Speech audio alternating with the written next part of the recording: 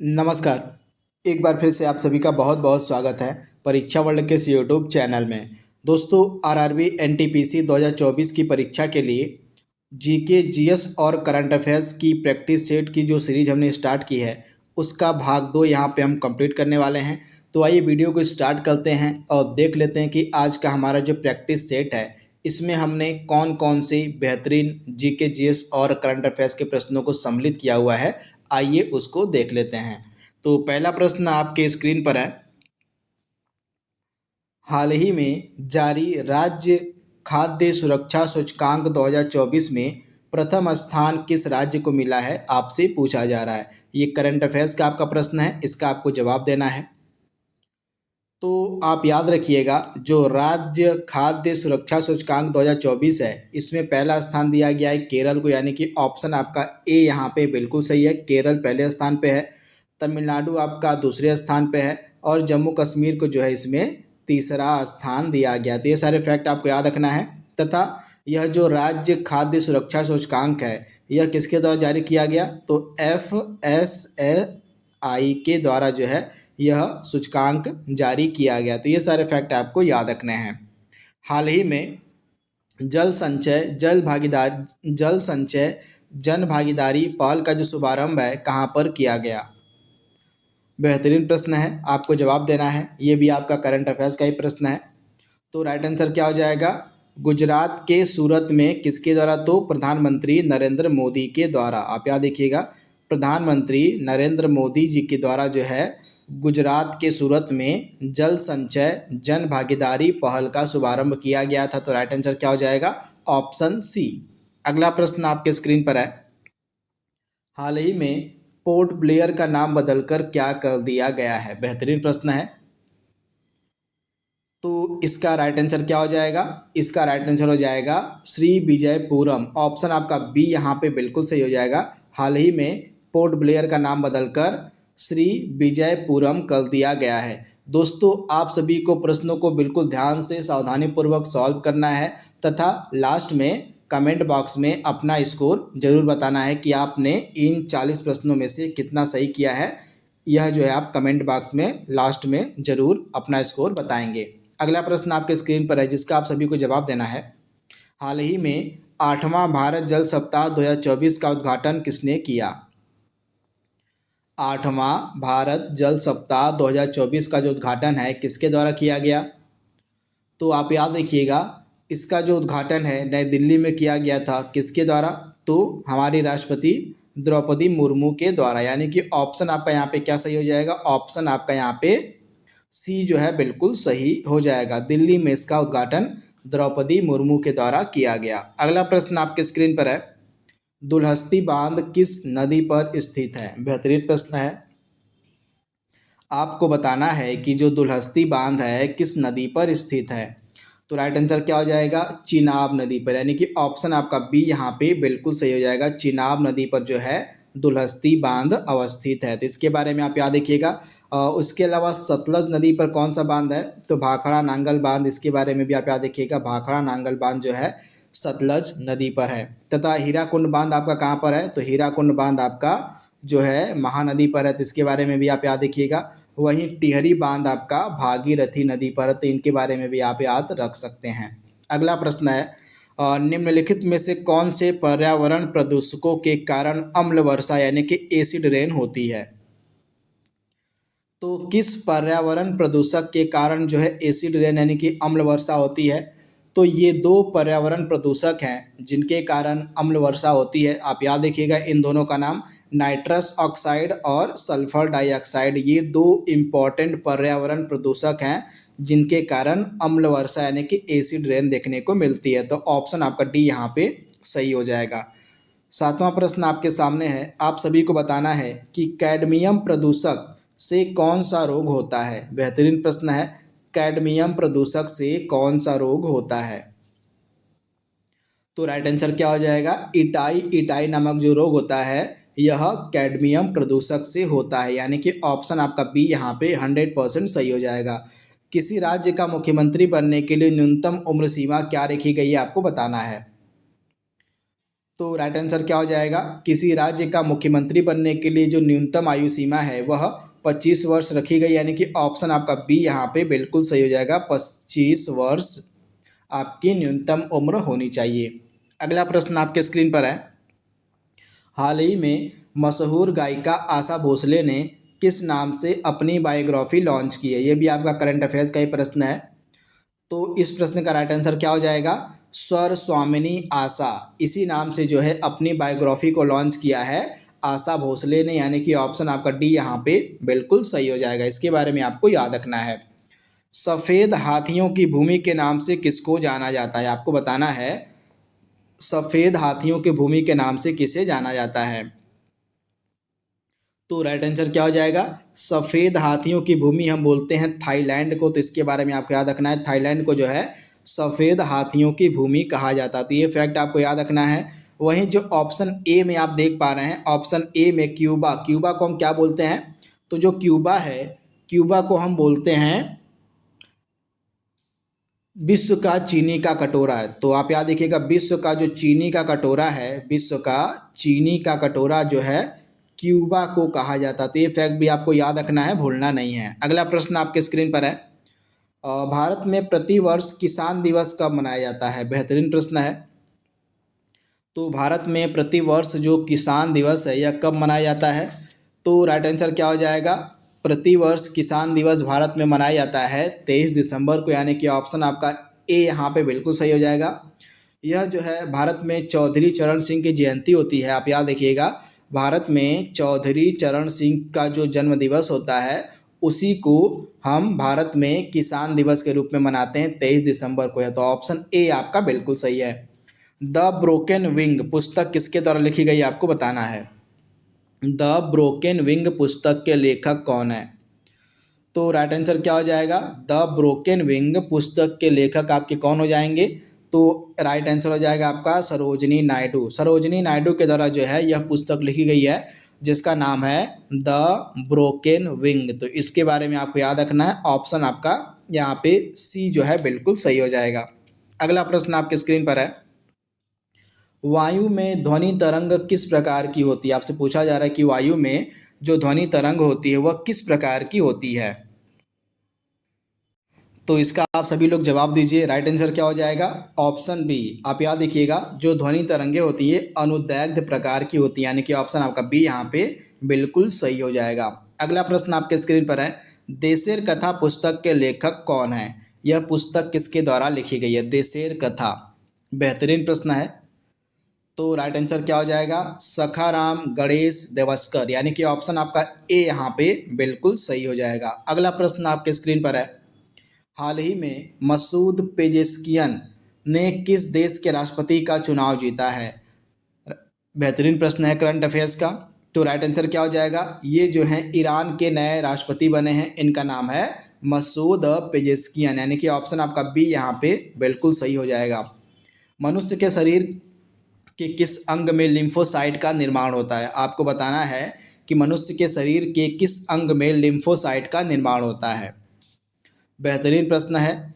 तो right answer क्या हो जाएगा, अस्थि मज्जा में, यानी कि ऑप्शन आपका बी यहाँ पे 100% सही हो जाएगा। अगला प्रश्न आपके स्क्रीन पर है, किस राज्य सरकार ने मुख्यमंत्री मांझी लड़की बहन योजना की घोषणा की है। यानी कि आपको बताना है कि यह जो योजना है मुख्यमंत्री मांझी लड़की बहन योजना, यह किस राज्य सरकार के द्वारा शुरू की गई है। बेहतरीन प्रश्न है करंट अफेयर्स का।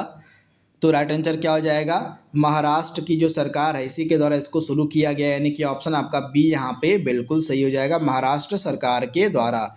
सर्वाधिक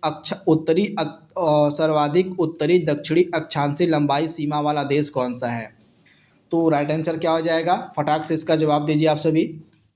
तो इसका राइट आंसर क्या हो जाएगा, चिली, यानी कि ऑप्शन आपका बी यहाँ पे बिल्कुल सही हो जाएगा, सर्वाधिक उत्तरी दक्षिणी अक्षांशीय लंबाई वाली सीमा वाला देश हो जाएगा चिली, यानी कि ऑप्शन आपका बी यहाँ पे बिल्कुल सही हो जाएगा। अगला प्रश्न आपके स्क्रीन पर है, आधुनिक रसायन शास्त्र का जनक किसे कहा जाता है।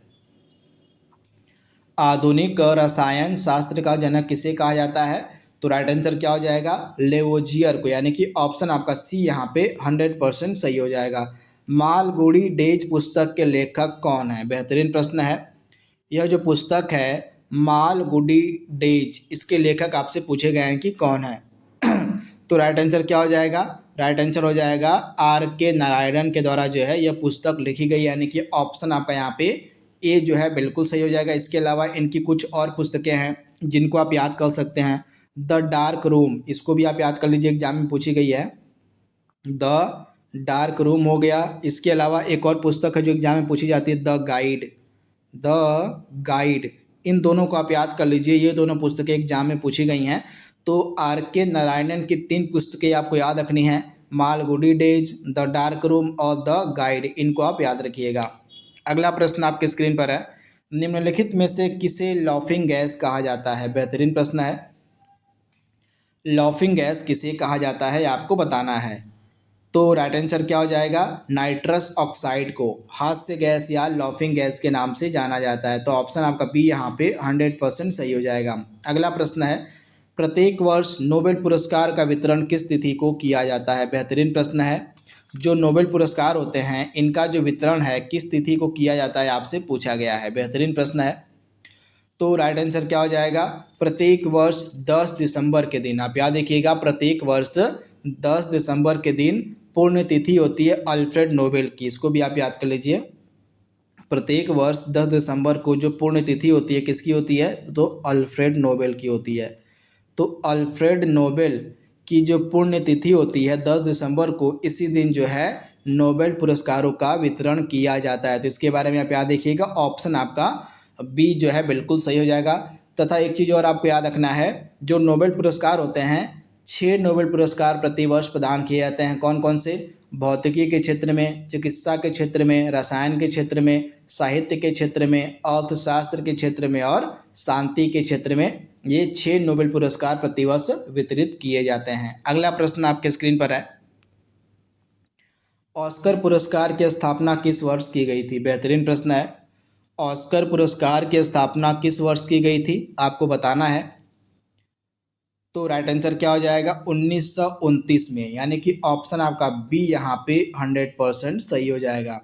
दादा साहेब फाल्के पुरस्कार पहली बार कब प्रदान किया गया था? दादा साहेब फाल्के पुरस्कार पहली बार कब प्रदान किया गया था? तो राइट आंसर क्या हो जाएगा? 1969 में, आप याद रखिएगा 1969 में पहली बार दादा साहेब फाल्के पुरस्कार प्रदान किया गया था। तो इसके बारे में आपको याद रखना है। राइट आंसर क्या हो जाएगा? ऑप्शन ए, 1969 में जो पहला दादा साहेब फाल्के पुरस्कार था यह देविका रानी रोरिक को दिया गया था। इनका नाम आप याद रखिएगा, इम्पोर्टेंट है इनका नाम, देविका रानी रोरिक। इनको जो है पहला दादा साहेब फाल्के पुरस्कार दिया गया था 1969 में। अगला प्रश्न आपके स्क्रीन पर है, बंगाल की खाड़ी में समुद्री डकैती हेतु हुगली नदी का प्रयोग किसके द्वारा किया जाता था? बेहतरीन प्रश्न है। तो राइट आंसर क्या हो जाएगा? पुर्तगालियों के द्वारा। जो पुर्तगाली थे ये बंगाल की खाड़ी में समुद्री डकैती के लिए हुगली रिवर का प्रयोग किया करते थे, यानी कि ऑप्शन आपका ए यहाँ पे बिल्कुल सही हो जाएगा। जो झुका हुआ झंडा होता है यह किसका प्रतीक होता है? बेहतरीन प्रश्न है। इस प्रकार से प्रश्न रेलवे की परीक्षा में पूछे जाते हैं और फेवरेट भी होते हैं रेलवे की परीक्षा में ये प्रश्न। तो जो झुका हुआ झंडा होता है यह किसका प्रतीक होता है? तो झुका हुआ झंडा प्रतीक होता है राष्ट्रीय शोक का, यानी कि ऑप्शन आपका डी यहाँ पे बिल्कुल सही हो जाएगा। राष्ट्रीय शोक का प्रतीक होता है झुका हुआ झंडा। तो ये फैक्ट आप याद रखिएगा।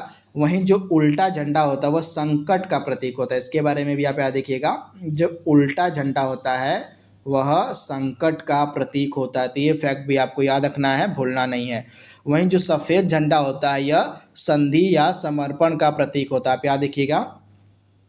सफ़ेद झंडा जो है संधि या समर्पण का प्रतीक होता है। तो ये फैक्ट भी आपको याद रखना है, भूलना नहीं है। यहाँ से प्रश्न आपके एग्जाम में देखने को मिल जाता है। वहीं जो काला झंडा होता है, काला झंडा जो है विरोध का सूचक होता है, विरोध का प्रतीक होता है। तो ये सारे फैक्ट आप याद रखिएगा।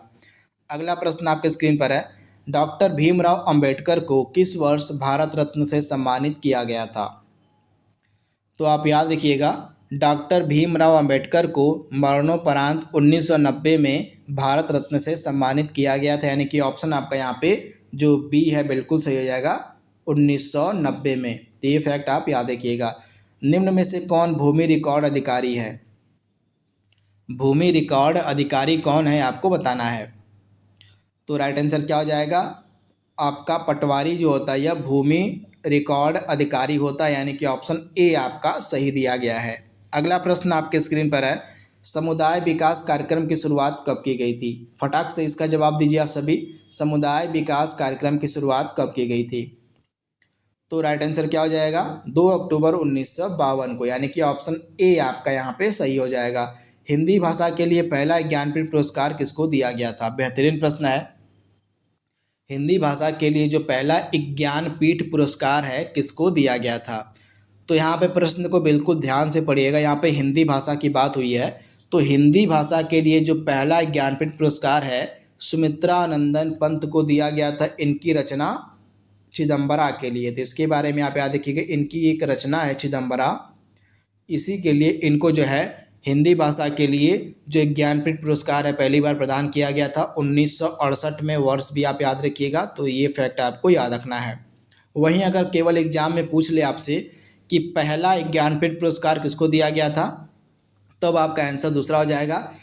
तो पहला जो ज्ञानपीठ पुरस्कार है यह जी शंकर कुरूप को दिया गया था 1965 में। तो ये नाम भी आप याद रखिएगा, जी शंकर कुरूप, इनको जो है पहला ज्ञानपीठ पुरस्कार दिया गया था 1965 में। तो ये मलयालम भाषा के लिए दिया गया था इनको, तो ये फैक्ट भी आप याद रखिएगा।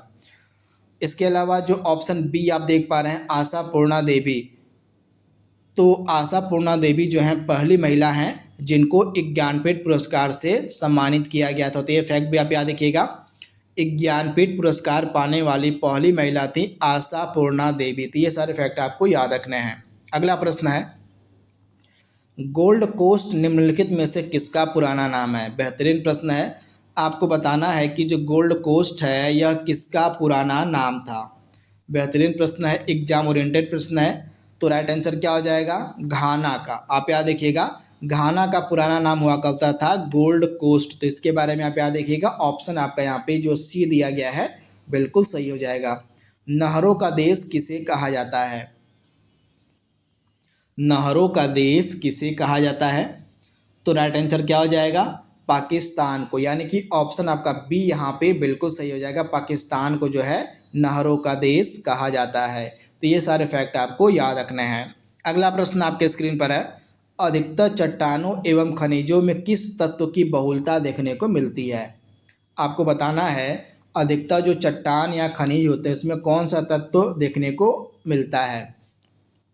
तो आप याद रखिएगा कार्बन, यानी कि ऑप्शन आपका बी यहाँ पे बिल्कुल सही हो जाएगा। अधिकतर चट्टानों एवं खनिजों में कार्बन की जो है बहुलता देखने को मिलती है। तो ऑप्शन बी आपका बिल्कुल सही है। निम्नलिखित में से कौन सी ध्वनि मनुष्य के कान नहीं सुन सकते हैं आपको बताना है।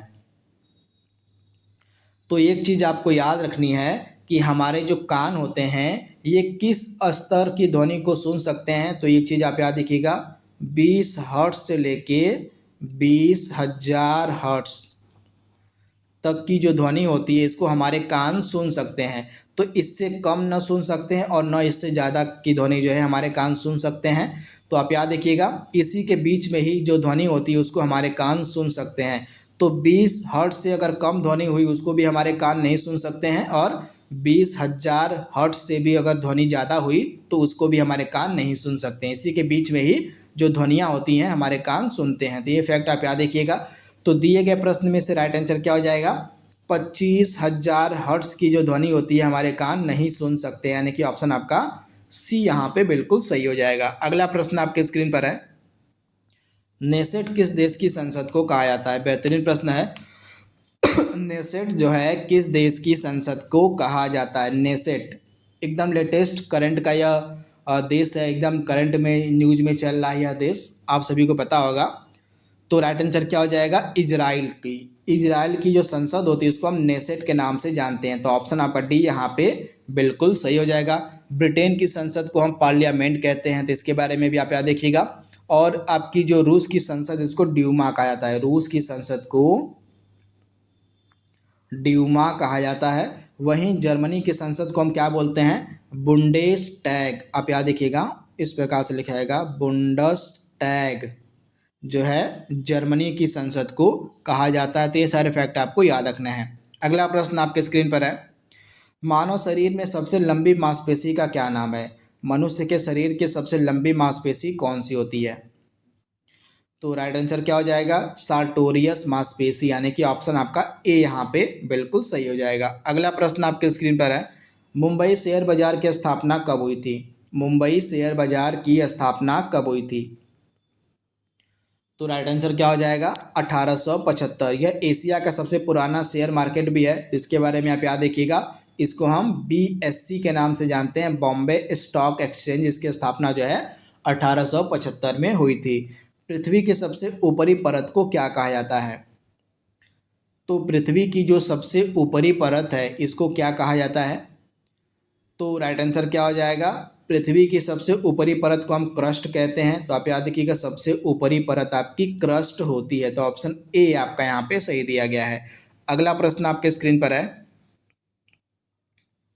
निम्नलिखित में से कौन सी नदी प्रायद्वीपीय पठार उपांत से नहीं निकलती है? सिंपल सा प्रश्न है, आपसे पूछा क्या गया है कि इसमें से कौन सी नदी है जो प्रायद्वीपीय पठार से नहीं निकलती है?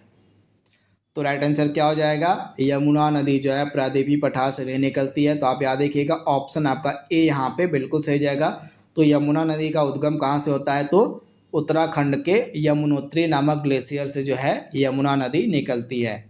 अगला प्रश्न जो कि आज का लास्ट प्रश्न है आज के प्रैक्टिस सेट का, किसी पदार्थ का सबसे छोटा कण जो स्वतंत्र अवस्था में रह सकता है उसको क्या कहा जाता है? बेहतरीन प्रश्न है। किसी पदार्थ का सबसे छोटा कण जो स्वतंत्र अवस्था में रह सकता है क्या कहलाता है? तो इसको कहा जाता है अणु, यानी कि एटम, यानी कि ऑप्शन आपका जो अणु हो जाएगा यहाँ पे, अणु यानी कि ऑप्शन हो जाए बी हो जाएगा। अणु कहा जाता है किसी पदार्थ का जो सबसे छोटा कण होता है, इसको जो है जो स्वतंत्र अवस्था में रह सकता है उसको हम अणु के नाम से जानते हैं, यानी कि ऑप्शन आपका बी यहाँ पे बिल्कुल सही हो जाएगा। आप इसे याद रखिएगा। तो इस प्रकार से आज का जो प्रैक्टिस सेट नंबर 2 था उसको हमने कंप्लीट कर लिया है।